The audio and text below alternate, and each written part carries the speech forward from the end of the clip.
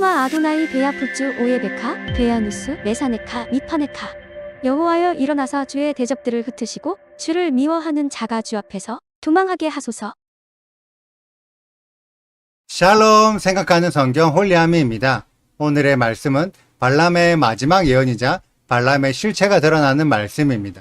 발람이 3번이나 이스라엘을 축복하는 예언을 하자 발락은 화가 머리끝까지 달아올라서 발람을 쫓아내게 됩니다. 그때 11절을 보면 발락이 처음에는 발람에게 모든 보상을 해주는 조건으로 데리고 왔지만 원하는 저주를 받지 못하자 보상을 안 해줄 것처럼 이야기를 하고 그에 대한 책임을 여호와께 떠넘깁니다. 그러자 발람도 13절에서 발락의 은근보다 여호와의 말씀이 더 중요한 것처럼 대답합니다. 그러면 실제로 발람에게 여호와의 말씀이 발락의 보상보다 더 중요했을까요? 만약 그러했었다면 발람은 25절에서 자기가 있었던 바벨론으로 돌아가는 것이 아니라 이스라엘로 기화하여 이스라엘에 접붙여져야 했습니다.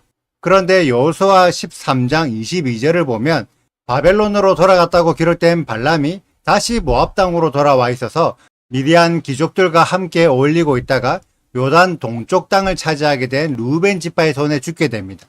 발람은 겉으로 보이기에는 믿음이 있어 보이는 말을 했지만 실제로는 발락의 은금이 탐이 나서 25장에 나오는 이스라엘을 넘어뜨리는 음행의 계략을 전수해준 후 모압 땅에 머물며 호의호식하고 있는 언행이 불일치한 모습을 보여줍니다.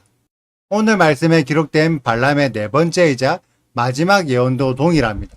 얼핏 보면 진짜 여호와의 음성을 듣고 예언한 것처럼 상당히 정확한 예언을 했습니다. 하지만 예언이 풀어지는 방식은 3절의 예언과 동일하게 자신을 꾸며서 스스로를 높이는 수식어들이 먼저 붙어 있습니다. 그리고 이번에는 이스라엘을 축복한 것이 아니라 이스라엘의 대적들을 심판하는 저주의 예언들을 쏟아냅니다. 이때 내뱉은 저주의 예언이 상당히 정확한 예언이었는데 여호와의 영이 임한 하나님의 저주라서 정확한 것이 아니라 발람의 주 전공이 저주의 예언이었기 때문에 이 부분이 이미 아주 활성화되어 있어서 상당히 높은 수준의 저주를 쏟아낼 수 있었던 것입니다. 이것을 보아 추측할 수 있는 내용은 앞서 2절에 임했던 엘로힘의 영은 여호와의 영이 아니라 평소에 발람이 저주할 때 자주 사용했던 익숙한 엘로힘의 영이었다는 것을 유추할 수 있습니다. 그래서 점수를 쓰지 않고 자신의 힘으로 예언을 하려고 했었지만 익숙한 영이기 때문에 너무 쉽게 들어와서 저주의 예언이 자연스럽게 풀어졌던 거죠. 우리가 지금까지 발라크의 시간에 발람에 대해 알아보았는데요. 여러분들이 지금까지 알고 있었던 발람의 예언과 이번 주에 제가 설명드린 발람의 예언이 동일한가요? 아마 상당히 차이 나는 사람들이 많았을 것입니다. 여러분들은 이 차이가 어디에서 왔다고 생각하시나요? 저는 개인적으로 행동에서 왔다고 생각합니다. 많은 신앙인들이 성경을 공부할 때 자기 스스로 말씀을 연구하여 하나님의 의도를 파악하지 않고 교회에서 목사님들이 설명해 준 내용을 곧이곧대로 따라하는 경우가 대부분이며 혹은 여러 유튜버들을 보면서 여기저기서 들은 내용들을 짜집기 하는 경우도 상당합니다. 그렇게 학습된 성경은 나의 성경이 아니라 남의 것을 빌려온 것에 불과합니다. 물론 처음에는 남의 것을 배워야 하는 것이 당연하지만 어느 정도 익숙해졌다면 이제는 나만의 성경으로 재해석하고 재정립하는 과정이 반드시 필요합니다. 그래야 진짜 내 것이 되는 거예요. 발람의 사역은 이 과정을 하지 않은 거예요. 그래서 여호와가 최고의 신이라는 것을 알았고 그 신을 덧입어야 자신의 사역이 더욱 강해지고 유명해진다는 것을 깨닫고 여호와를 믿었지만 가장 중요한 자신의 사역이 어떤 방식으로 이루어지는지와 내가 어떤 엘로힘의 능력을 빌려오는지를 제대로 이해하지 못하고 정립하지도 못했습니다. 그래서 뜬구름 잡는 것처럼 여호와의 음성을 듣고 있다고 생각만 할 뿐이지 지금까지 여호와가 아닌 다른 엘로힘으로 토라의 가르침이 아닌 저주의 가르침을 활성화하고 있었던 것입니다. 그렇기 때문에 발람에게 가장 자신 있는 사역은 익숙한 다른 엘로힘으로 저주하는 사역이었습니다. 그렇게 행동했기 때문에 그런 사역자가 된 것이죠. 우리들은 어떠할까요? 대부분의 신앙인들이 성경을 믿고 있고 하나님을 사랑한다고 말은 합니다. 하지만 실제의 삶에서는 성경을 따르지 않고 하나님의 명령을 지키지 않습니다. 발람이 그랬던 것처럼 뜬구름 잡는 하나님의 신앙을 가지고 있을 뿐이죠. 그런 신앙인들에게는 어떠한 사역이 풀어질까요? 뜬구름 잡는 신앙을 가지고 있기 때문에 뜬구름 잡는 사역만 풀어집니다. 하지만 성경에 기록된 사역자들은 전혀 그런 식으로 사역하지 않았습니다. 너무나 현실적이고 상당히 구체적이며 실제의 행동이 요구되는 실체적인 일들을 감당하고 있었습니다. 그런 사람들 중에 한 명이 다음 주 토라 포션의 주인공인 비느하스입니다. 비느하스에 대한 내용은 제가 내일부터 함께 나누도록 하겠습니다. 저는 여러분들이 내가 지금 누구처럼 신앙생활을 하고 있는지를 정확하게 이해하여 내가 가진 신앙을 제대로 정립해 보시기를 권해드립니다.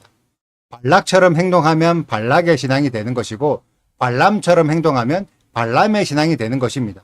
비느하스처럼 행동하면 비느하스의 신앙이 되는 것이고 예슈아처럼 행동해야 예슈아를 믿는 신앙이 됩니다.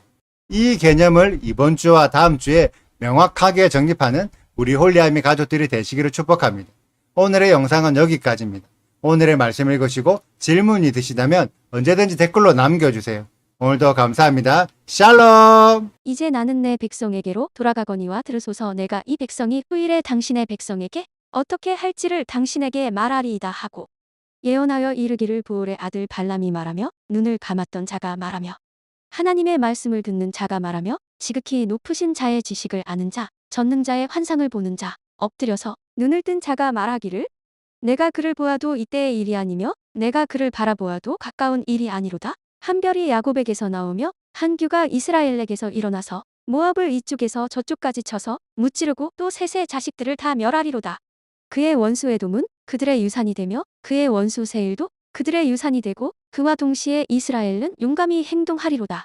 주권자가 야곱에게서 나서 남은 자들을 그 성읍에서 멸절하리로다 하고 또 아말렉을 바라보며 예언하여 이르기를 아말렉은 민족들의 으뜸이나 그의 종말은 멸망에 이르리로다 하고 또 겐 족속을 바라보며 예언하여 이르기를 내 거처가 견고하고 내 보금자리는 바위에 있도다. 그러나 가인이 쇠약하리니 나중에는 아수르의 포로가 되리로다 하고 또 예언하여 이르기를 슬프다. 하나님이 이 일을 행하시리니 그때의 살 자가 누구이랴.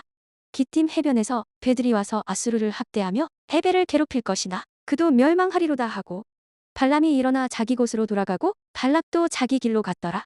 이스라엘이 시팀에 머물러 있더니 그 백성이 모아 벼자들과 음행하기를 시작하니라. 그 여자들이 자기 신들에게 제사할 때에 이스라엘 백성을 청함에 백성이 먹고 그들의 신들에게 절함으로 이스라엘이 바알보올에게 가담한지라. 여호와께서 이스라엘에게 진노하시니라. 여호와께서 모세에게 이르시되 백성의 수령들을 잡아 태양을 향하여 여호와 앞에 목매어 달라 그리하면 여호와의 진노가 이스라엘에게서 떠나리라.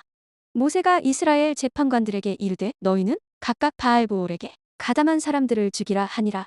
이스라엘 자손의 온 회중이 회막문에서 올 때에 이스라엘 자손 한 사람이 모세와 온 회중의 눈앞에 미디안의 한 여인을 데리고 그의 형제에게로 온지라. 제사장 아론의 손자 엘르아살의 아들 비느하스가 보고 회중 가운데에서 일어나 손에 창을 들고 그 이스라엘 남자를 따라 그의 막사에 들어가 이스라엘 남자와 그 여인의 배를 꿰뚫어서 두 사람을 죽이니 연병이 이스라엘 자손에게서 그쳤더라. 그 연병으로 죽은 자가 24,000명이었더라. 구독과 좋아요를 눌러주세요. 그리고 알림 설정도 해주시고요. 그리고 하트도 꼭 눌러주세요. 슈바 아도나이 리베보트 알레페 이스라엘 여호와여 이스라엘 천만인에게로 돌아오소서.